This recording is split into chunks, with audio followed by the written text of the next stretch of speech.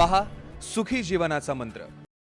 Sir tulip वजिना काय असतात आणि त्या नॉर्मल असतात त्याबद्दल माहिती द्या। म्हणजे आमच्या मॅडमनी प्रियंकाजींनी सुरुवातच करताना तुलिप प्रकार काय असतो हा विचारला आणि तो तुम्ही घेतलेला आहे। खूप छान प्रश्न आहे, नक्कीच तुम्हाला सांगूया।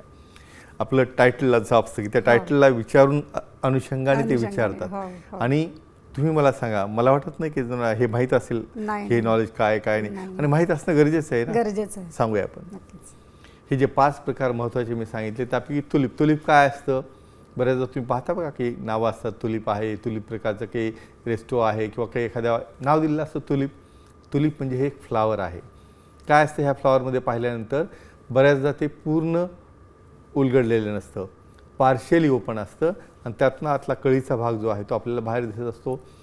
तोच आकार लक्षात घेऊन काही स्त्रियांमध्ये काय असतं की डेव्हलपमेंटली त्या ठिकाणी बाहेरच्या ज्या मेजोरा आहेत किंवा ज्याला बाह्यांग आहे तो थोडा पार्ट पार्शियली ओपन होतो आणि आतला जो भाग आहे लेबिया मायनोरा म्हणतो आपण किंवा त्याला क्लॅटरल भाग म्हणतो तो बाहेर तुलिपसारखा दिसत असतो। म्हणून त्याचं कंपॅरिझन या फ्लावरशी केलेलं आहे।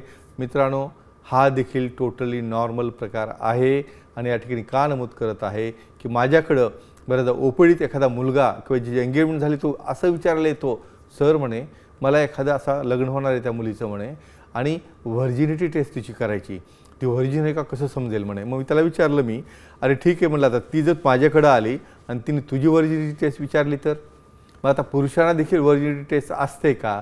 मित्रांनो, ह्या व्हर्जिनिटी ह्या गोष्टीमध्ये जाऊ नका। तुमचं आजचं लाईफ तुमच्या समोर आहे आणि आजच्या लाईफपासून तुम्हाला पुढं कसं जायचं हे पाहणं आवश्यक आहे। म्हणून एकच सांगेन की असे वेगवेगळे आकार जर डाऊट येत असेल तर तज्ञांना भेटा आणि नक्कीच त्यातून तुम्ही बाहेर येऊ शकता।